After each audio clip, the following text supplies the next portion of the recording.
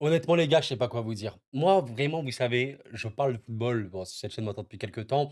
Je prends du plaisir, évidemment, dans mes vidéos. Il y a plein d'équipes différentes dont on a traité. Mais vous savez quoi? L'équipe de France de football. Les gars, on arrive à la mi-temps de cette Allemagne-France. Je me dis dans ma tête, en vrai, je devrais faire une pause avec l'équipe de France. Là, je suis à la fin du match. Je me dis, allez, pourquoi pas, on pourrait remporter la Coupe du Monde. Enfin, les gars, comment allez-vous? Comment allez-vous? Et je vous pose la question réellement. Quelle est votre analyse? Parce que et vraiment peut-être pour la première fois depuis que je fais cette chaîne, je n'arrive pas à analyser une équipe de football. Je n'arrive pas à analyser l'équipe de France et vous savez quoi? Peut-être que vous avez vu ma réaction à chaud, très, très, très à chaud de cette Espagne-France où, bah, voilà, globalement, évidemment, j'avais une très large majorité de gens, d'accord avec moi, mais au-delà d'être d'accord ou non, c'est pas un problème. Il y avait beaucoup de gens en désaccord qui m'ont expliqué, et voilà, comme je l'ai dit, le problème de faire des vidéos à chaud, c'est que parfois ta pensée, n'est pas celle, enfin, à laquelle tu crois, réellement. Enfin, tu vois un petit peu te dire, tes mots dépassent ta pensée réelle et profonde. Et voilà, l'équipe de France, on en a parlé plein de fois sur cette chaîne, même Deschamps, voilà, on a évoqué, il y a un an, est-ce qu'on est trop sévère avec Deschamps? Enfin bref, il y a beaucoup, beaucoup de choses. Mais le truc, c'est que j'ai fait une vidéo à froid, après cette Espagne-France, et dans ma conclusion, on essayait de se dire, ben, en vrai, est-ce que la vérité, c'est pas que tu avais des individualités complètement, éclatées? Malheureusement, tu avais vraiment des gars, qui n'ont pas fait leur match. L'anglais n'a pas fait son match, Kalulu n'a pas fait son match, Rabiot n'a pas fait ce match, entre autres, hein. Maignan n'a vraiment pas été bon. Est-ce que c'était pas ça l'analyse, que tu devais faire au-delà de l'aspect collectif qui évidemment est compliqué? Mais le problème que j'ai vis-à-vis de cette Allemagne-France, c'est que je ne sais pas comment vous analysez ce match-là. Il y a beaucoup d'XG des 2 côtés. Il y a des ratés immenses côté Allemagne. Füllkrug qui a fait un match a abominable, hein, bien sûr. Il y a eu plus de réussite côté France. Il y a eu des joueurs qui ont fait vraiment un meilleur match et en fait, c'est ce que je vous disais. Même dans ma vidéo à chaud, là, pour le coup, je m'en souviens, je vous disais, le gros, gros, gros problème et il faut se poser la question de pourquoi. Le gros problème avec cette équipe de France que j'ai, c'est qu'on n'a pas de vision, on va dire, d'ensemble et de projection. On ne sait pas trop avec quel 11 de titulaire on part, on ne sait pas trop avec quelle animation on part, avec quelle tactique on part et surtout, on a de l'extrême irrégularité. Mais quand on a de l'extrême irrégularité, il faut savoir d'où ça vient. Je vous prends un exemple bête, Rabiot. Rabiot, bah, contre, l'Espagne, il fait pas un bon match du tout, on le sait bien. Beh, aujourd'hui, c'est peut-être le meilleur français, ou pas loin en tout cas, hors Maignan, évidemment hors Maignan, mais aujourd'hui Rabiot, bah, d'ailleurs c'est très drôle, regardez, vous voyez ici sur FotMob, il a réussi le plus de dribbles, il a subi le plus de fautes, donc c'est vraiment bien. Il a gagné le plus de duels, 12 sur le match. Il a fait un match parfait. Enfin, tu vois un petit peu l'idée, donc c'est ce que je disais. Pourquoi est-ce qu'on a trop cette sensation, un moment, c'est le meilleur joueur du monde, un joueur, hein, n'importe, en équipe de France et après c'est le pire joueur du monde? Et ça, pour moi, c'est lié à l'absence ou alors au manque d'un collectif abouti, d'une tactique et cetera. Ce n'est pas normal que tu as un joueur, il est, magnifique pendant un match et l'autre match, voilà, comme je vous l'ai dit, dans ma vidéo à chaud, un moment c'est Messi, le lundi c'est Messi, le mardi c'est Coro Foot. Mercredi c'est Messi prime, jeudi c'est encore Coro Foot. Enfin, tu vois? C'est pas normal et pour moi, c'est surtout lié parce qu'il y a un manque de enfin, un manque de ouais, discipline tactique ou des ouais, de travail tactique dans cette équipe-là. C'est pour ça que je sais pas. Les gars, je ne sais pas comment on parle de Didier Deschamps, s'il vous plaît. J'en sais rien, les gars. En fait, j'ai tellement l'impression qu'on peut aller loin avec cette équipe-là. Mais bien sûr, c'est logique, mais tu vois, il y a plein de choses. C'est comme Kylian. Aujourd'hui, il fait un match. C'est vraiment la chose que je répète le plus avec Kylian. Les gars, Kylian Mbappé, maintenant, il faut s'y faire, les gars. C'est un joueur, il restera un des plus dangereux, si ce n'est le plus dangereux, dans la surface ou proche de la surface. Kylian Mbappé, vous lui donnez un ballon dans la surface de réparation, aux alentours, aux abords de la surface, bah là où il a tiré, vous voyez, là, ici, OK? C'est peut-être le joueur le plus dangereux du monde parce que ce mec-là, factuellement et c'est pour ça, qu'il a créé un peu, il a «redéfini» entre guillemets le football moderne très, très peu, c'est que c'était un joueur extrêmement dangereux qui peut marquer à tout moment et même s'il fait des matchs où il est absent, parce que c'est un serial buteur et c'est une vérité. Mais aujourd'hui, on sera à peu près toutes et tous d'accord pour dire une chose, bah, tu finis la première période, j'ai la migraine. J'ai un pote, peut-être que tu te reconnaîtras, salut à toi, il m'en a parlé. J'ai la migraine. Le match qu'il fait, tu as la migraine, mais il marque. Je pense qu'il faut s'y faire. En fait, et vous l'avez vu, notamment en seconde période, notamment quand Olise est rentré, les positions étaient un peu plus compréhensibles. J'allais dire, il décrochait moins, même si voilà, il y a des moments où tu dis: «Regarde Mbappé, il y a un contre», bah, il s'arrête sur le contre. Au lieu de prendre la profondeur, il le fait beaucoup moins qu'avant. Il y a une situation, il peut également faire l'appel, il va s'arrêter dans un demi-espace, il va attendre le ballon pour jouer dans les petits espaces. Il y a beaucoup de choses comme ça et je pense qu'il faut s'y faire. Moi, voilà, c'est là vraiment la conclusion et c'est pas un truc que je dis que maintenant, hein, je l'évoquais également par le passé. Je pense qu'il faut maintenant accepter le fait que Mbappé, c'est un buteur, il restera dangereux et voilà, au pire, c'est ce qu'on demande. Ben, même s'il fait des matchs qui sont compliqués, dans le jeu, voilà, où il décroche trop, il se propose pas bien, bon voilà, mais au moins il marque et bah, c'est tout, hein, c'est comme ça et mine de rien et il faut quand même être honnête là-dessus, heu, c'est pas un playmaker. Oui, c'est pas, voilà, numéro 10 machin, playmaker, on le sait bien, Mbappé. Bon, parfois, il trouve des bons décalages, en décrochant ou quoi, mais si tu décroches, il faut qu'il se mette évidemment, dans la surface pour terminer. Moi, voilà, dans ma tête, c'est acté maintenant, je pars du principe que Mbappé peut faire des matchs où il rate beaucoup de choses, voilà, machin, truc, tout ce que tu veux, mais il restera le danger numéro un. Enfin, factuellement, aujourd'hui, par exemple, tu enlèves Mbappé, bah, la finition, c'est pas les autres qui l'ont, quoi, factuellement. Donc c'est une vérité, voilà, les gars, c'est comment on analyse ce match-là? Et vraiment, je vous jure, j'ai beaucoup de mal. Il y a certains qui me diront et je serai d'accord avec vous, il faut aussi noter, Koro, que l'Allemagne, n'est pas dans sa meilleure période et oui, oui, bon, une Allemagne, voilà, qui a eu du mal également contre l'Italie, qui a fait un match, on s'en souvient, on l'a vu, hein, je l'ai vu personnellement, on n'est pas parlé sur la chaîne, mais heu, voilà, 2e période, notamment face au Portugal, 2 tirs. Donc ouais, une Allemagne, également, compliquée. Bon, je suis très content de revoir Tchouaméni pour le coup, très, très content parce que voilà, ça, c'est pour moi je vous parlais des rares certitudes qu'on a. On a une certitude, c'est Tchouaméni. C'est vraiment un mec, c'est un taulier dans cette équipe-là. C'est un gars qui, voilà, il réussit toutes ses passes aujourd'hui. 3 occasions créées par la passe, donc il fait partie des meilleurs de ce match-là. 7 passes longues réussies sur 7. C'est en fait l'avantage d'un gars comme Tchouaméni, c'est que alors il a eu des moments un peu compliqués avec le Real, hein, notamment, mais c'est encore heureux qu'il a des moments moins bien et vous savez très bien que le collectif du Real cette saison n'est pas au mieux. Mais en fait, ça arrive dans son rôle, c'est-à-dire un milieu, on va dire, de type défensif récupérateur et de relance qui est excellent. Tchouaméni pour gagner des duels, pour tacler et pour relancer, il est très propre. Voilà, sa relance, elle est parfaite, il rate pas une passe, toutes ses passes longues passes, 2 tacles réussis sur 3. Il réussit la majorité de ses duels et il revient de blessure à peu près. Il aurait pu être encore plus fort, on l'a vu, d'ailleurs très, très bon, sur certains matchs, notamment, celui de la Croatie. Vous voyez, là, je vous prends par exemple un match qu'il a pu faire, avec son club, le Real, où il fait régulièrement ce genre de match-là où, tu vois, il est à quasiment tous ses duels remportés au sol, quasiment tous ses duels remportés en aérien, beaucoup d'actions défensives, beaucoup de récupération, c'est Tchouaméni donc oui, les gars, pour moi, Tchouaméni, c'est un taulier, c'est un titulaire dans cette équipe-là et en fait, il faut se poser la question vis-à-vis de l'attaque type que tu as, l'animation de ton attaque, à quel point, Mbappé peut jouer avec, on va dire des ailiers entre guillemets «de percussion», si tu prends par exemple Barcola ou quoi. Il faut se poser toutes ces questions-là, même si bon, ça peut le faire, hein. Mais voilà, par exemple, Thuram aujourd'hui, il fait un bon match. Thuram, il fait un bon match. Heu, il est dans un rôle, bon, allez, relativement polyvalent, il peut être sur le côté évidemment. Mais, je suis encore une fois les gars, je suis désolé, mais j'ai beaucoup de mal à analyser ce match-là parce que je ne sais pas. On peut finir ce match-là, voilà, Maignan, c'est peut-être l'homme du match, hein. Si tu dis regardez, ça il faut aussi être lucide les amis, il faut être lucide. Si tu dis à la fin des 90 minutes de jeu, ton gardien c'est peut-être ton homme du match, ça signifie quand même quelque chose. Ça signifie quelque chose, bien évidemment. Donc ouais, allez, on peut dire, bah, l'Allemagne a sa qualité offensive, oui, ils ont une qualité de profondeur, de passeurs et cetera machin. Bon, pas de finition du tout pour eux, beaucoup de mauvais choix également dans le dernier geste. Je sais pas, en fait, peut-être qu'il faut juste partir du principe moi, en fait, c'est peut-être ça la conclusion. Partir du principe que cette équipe de France a le potentiel offensif, peut-être le numéro un au monde.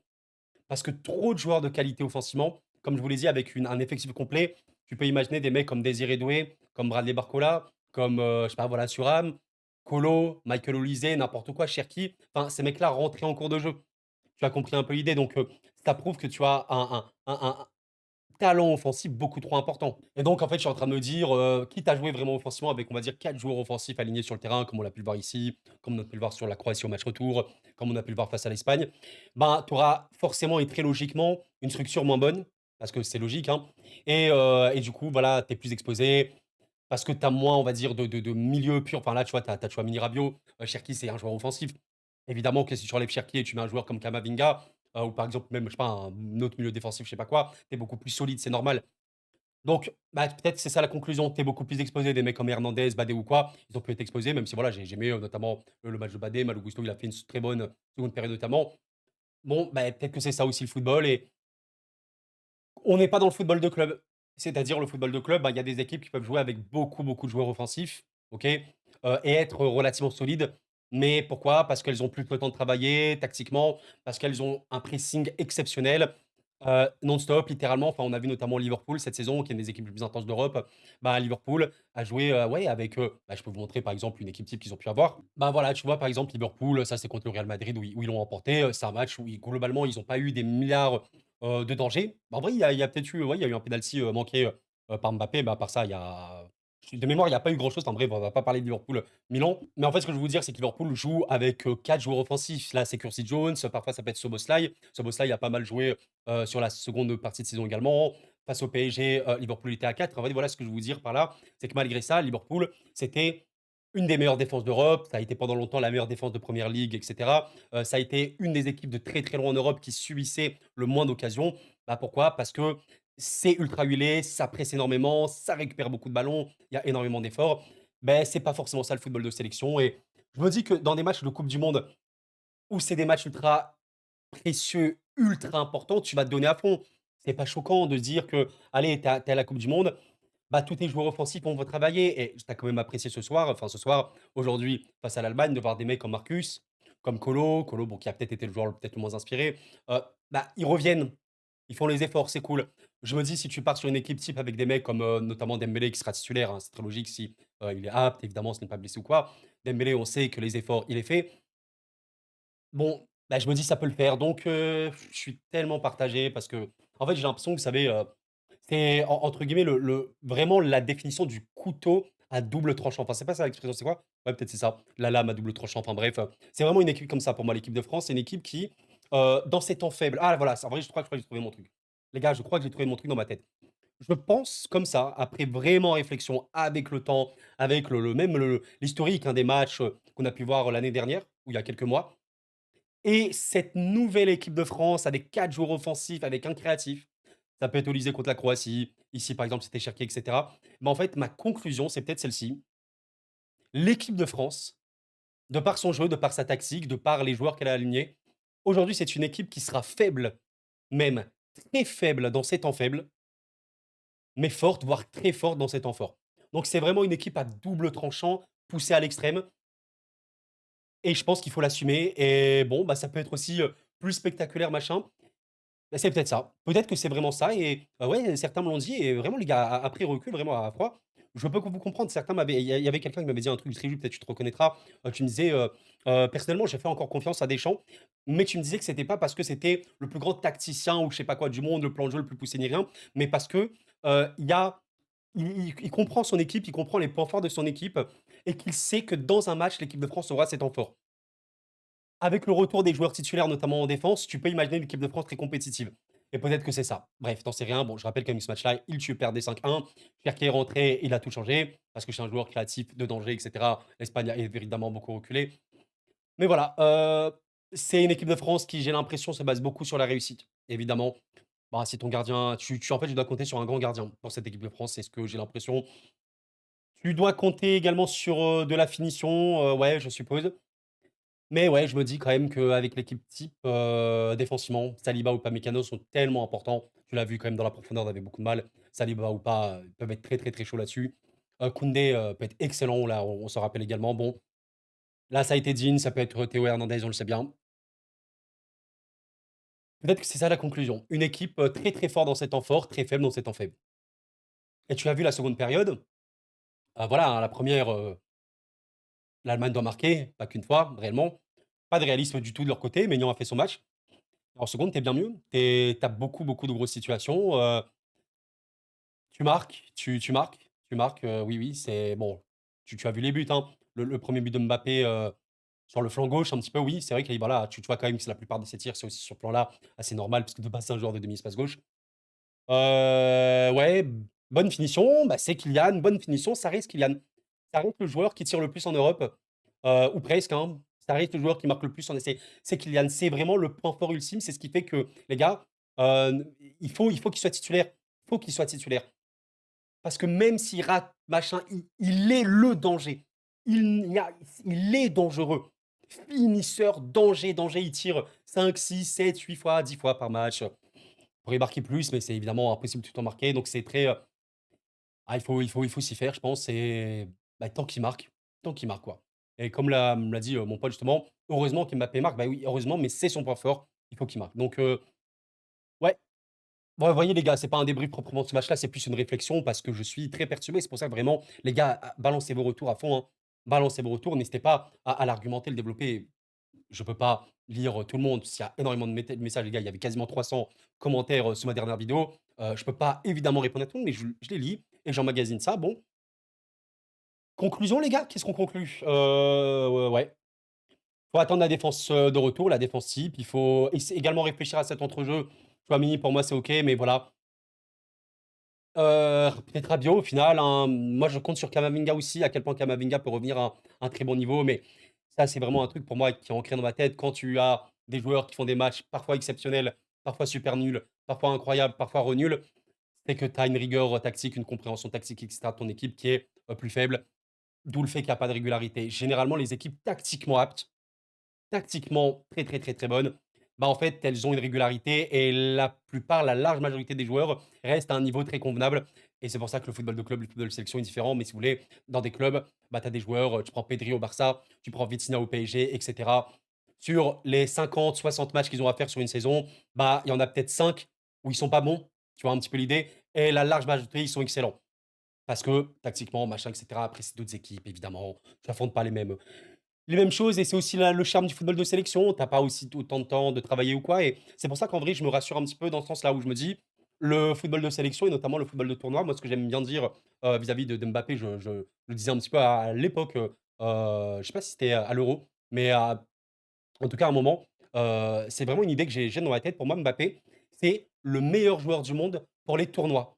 Les tournois courts, pour moi, il est peut-être le meilleur. Mais pourquoi il est le meilleur? Parce que les équipes qu'on affronte en tournoi, voyez, toutes les équipes, à part aller peut-être quelques rares exceptions, par exemple l'Euro, dernier, on a quand même vu une Espagne qui, d'un point de vue collectif, purée, était vraiment aboutie comme on a rarement vu, c'est une vérité. Mais en fait, pourquoi je vous dis ça? Parce que pour moi, le football de tournoi, les tournois courts, les coupes du monde, les euros, les CAN, tout ce que vous voulez, qui se base sur un mois, tu n'as pas le temps de bosser tout et par conséquent, ce qui va faire la différence, c'est tes individualités. Si tu as des individualités à un niveau exceptionnel, ben, tu peux gagner. D'où le fait que dans le football de tournoi court, un gardien, un buteur, bah, peut-être que c'est le plus important. Et c'est pour ça que Mbappé, notamment, à la coupe du monde, il a complètement choqué, mais parce que Mbappé est ingérable pour des équipes, qui, ne sont pas les plus rodées. Il marquera parce qu'il est très, très difficilement, on va dire, oui, on peut pas le contenir tout un match, il devra tirer. Et vu qu'il peut marquer à tout moment, comme il avait bien aimé le dire, en fait, il disait, avant, il devait dribbler, éliminer, machin. Aujourd'hui, il peut marquer, bah, lucarne opposée, petit filet opposé, parce que voilà, c'est le joueur qui est comme ça. D'où le fait que je considère que Mbappé, c'est un joueur de tournoi. Et bah, c'est là où tu te dis peut-être qu'au final, cette équipe de France-là peut largement être considérée comme une des favorites à la Coupe du monde. Pourquoi? Parce qu'elle peut avoir des individualités de giga, giga niveau. À un moment, quand tu peux aligner Maignan, bah, quand il est en forme, Mbappé, Dembélé, même un gars comme Tchouaméni au milieu qui reste un gars élite dans son rôle. Saliba, qui est un gars élite, ou pas Mécano qui a été élite cette saison, c'est des individualités qui sont parmi les meilleurs au monde. Vous voyez un peu l'idée? Donc même si vous avez un collectif, ben, moins fou, on n'est pas sur une saison qui dure 10 mois. On est sur un tournoi qui dure un mois, environ 7 matchs. Ouais, parfois tu peux peut-être affronter une équipe qui collectivement est folle, comme on a pu le voir avec l'Espagne, à l'Euro. Donc je suis les gars, je suis très, tellement perturbé, je sais même pas quoi en penser. Là, vous voyez, je dis ces trucs-là, peut-être que, allez, dans une heure, je vais penser à autre chose, j'en sais rien. C'est tellement compliqué de voir ça. C'est le foot de sélection, les gars. Incroyable. Bon, allez, qu'est-ce qu'on fait pour conclure un peu cette vidéo? Je vous parle un peu des performances individuelles de tout à chacun. Ouais, seconde période bien meilleure que la première. Alors Cherki, voilà, comme je vous le disais, bah, lors du dernier match, allez, Cherki, aujourd'hui, c'est Messi et si un jour il fait un match un peu moins bon, alors on va dire quoi? Allez, on doit changer, machin. C'est pour ça que voilà, je parle de tactique et tout, mais j'ai trouvé OK, hein, Cherki aujourd'hui, hein, très, très juste, hein, pour moi dans beaucoup de choix. Première période notamment, c'était, peut-être, ouais, peut-être le meilleur joueur de la première période ou presque. En tout cas, voilà, il y a Rabiot, il était très bon également en première. Maignan évidemment, mais vous avez compris un peu l'idée. En tout cas parmi les joueurs offensifs, mais ouais. On verra. On verra, on verra. Est-ce que Michael Olise repassera titulaire? De toute façon, tu peux partir à la coupe du monde avec une attaque, Mbappé, Dembélé, Olise, allez, un 3e et 4e joueur offensif si tu en mets un, ouais. En fait, regardez les gars, ça je sais que c'est un truc qui va revenir. Mekoro, Dembélé devrait jouer neuf comme au PSG machin, mais voilà, c'est encore une fois d'autres équipes. Mais tu peux imaginer un Mbappé dans le demi-espace gauche, un Dembélé polyvalent évidemment, mais qui est un peu plus axial, Cherki qui est, par exemple, en bas, en dessous, en mode créatif et Olise dans son demi-espace droit, le meneur excentré droit comme il joue au Bayern. On peut imaginer un truc comme ça, mais bon, dans ma tête, tu vois, Mbappé restera neuf dans cette équipe. On peut imaginer Désiré titulaire, enfin bref, il y a des choix. Mais c'est peut-être ça, n'hésitez pas à me donner encore une fois votre avis vis-à-vis de ça et ma réflexion, surtout s'il vous plaît, ça m'intéresse, est-ce que vous êtes d'accord ou pas avec ça? Quand je vous dis, je pense que le football de sélection, le football de tournoi, c'est différent. Il faut être très, très chaud à ce moment-là, il faut avoir des top, top, top, top individualités qui peuvent faire des différences à tout moment. Dans ce cas-là, bah, Mbappé, il est évidemment absolument indispensable, il faut un grand gardien et le collectif, bah, si tu l'as pas, mais tu peux remporter, un football sans collectif de fou furieux et on l'a vu, bah, d'ailleurs quand tu gagnes la coupe du monde, tu as notamment Mbappé qui est très difficilement gérable, il y a des joueurs incroyables, mais est-ce qu'on a vu une équipe de France qui, surdominait, machin, 70 de possession? Non. Par contre, c'était une équipe de France qui avait des temps forts extrêmement forts, qui savait exploiter ses contres, ses espaces et tout et voilà, même là, tu as beaucoup de situations de contre, hein, dans ce match-là, hein. Colo peut mieux faire à certains moments, Marcus, il fait 2 poteaux, je pense, enfin, il fait un poteau et à minima, voilà, peut-être que c'est ça les gars, peut-être que c'est ça la vérité, que cette équipe de France sera faible, pardon, dans ses temps faibles, très, très faible, mais le vivier, le potentiel offensif, il est tellement énormissime qu'avec de la réussite, elle peut claquer 3, 4, 5, 6 buts, tu sais rien, même si voilà, encore une fois sur ce match-là, j'ai l'impression que tous les scores étaient possibles. On en reparlera les gars. Bon, pour l'instant, il y a une pause, hein, je pense que pour beaucoup de joueurs, ça va être la pause. Pour certains, coupe du monde des clubs, pour d'autres, c'est les vacances, le mercato, reprise du championnat et des championnats en août. On sera là pour en parler, je l'espère, en paix et en santé. Merci à vous d'avoir suivi la vidéo les amis. Prenez soin de vous, c'était Koro. C'est du football, hein, on partage ça en paix et dans la bonne humeur évidemment. C'était Koro encore une fois et la paix sur vous. Merci à vous.